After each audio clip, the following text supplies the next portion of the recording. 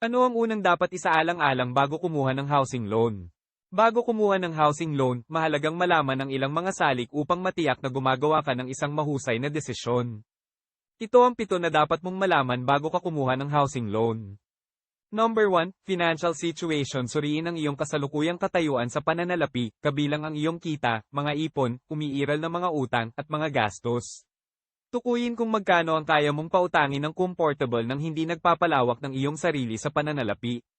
Number 2, loan options and interest rate. Magsaliksik ng iba't ibang opsyon sa pautang na makukuha mula sa iba't ibang nagpapahiram at ihambing ang mga rate ng interes, tuntunin, at kondisyon.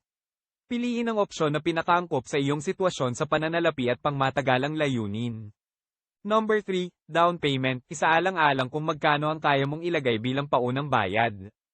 Ang isang mas mataas na paunang bayad ay maaaring magpababa ng iyong halaga ng utang at buwan ng pagbabayad at maaari ring magresulta sa mas mahusay na mga termino ng pautang. Number 4, loan term. Magpasya sa termino ng pautang na pinakamainam para sa iyo.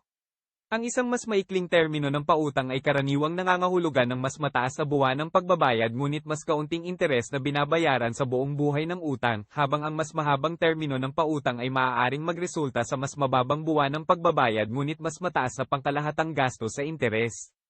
Number 5, other cost. Magkaroon ng kamalayan sa anumang karagdagang mga gastos na nauugnay sa utang, tulad ng mga bayad sa pagsisimula, mga gastos sa pagsasara, insurance, at mga buwis.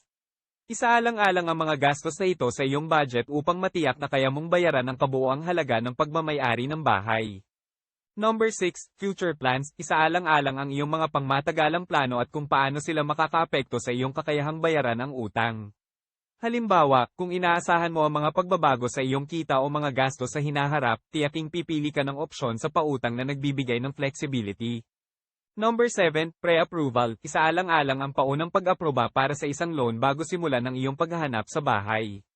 Ang paunang pag-aproba ay maaaring magbigay sa iyo ng isang mas mahusay na ideya kung magkano ang maaari mong hiramin at maaari kang gawing mas mapagkumpetensyang mamimili sa isang mapagkumpetensyang merkado ng pabahay. Sa pamamagitan ng maingat na pagsasaalang-alang sa mga salik na ito bago kumuha ng housing loan, maaari kang gumawa ng mas matalinong desisyon at itakda ang iyong sarili para sa matagumpay na pagmamay-ari ng bahay.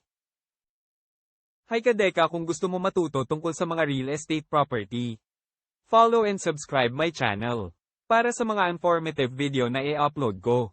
Kung may natutunan ka sa video na ito, pwede bang i-share mo sa mga kakilala mo para makapagbigay din tayo sa kanila ng impormasyon? At huwag kalimutan mag-subscribe para updated ka sa mga video na i-upload ko.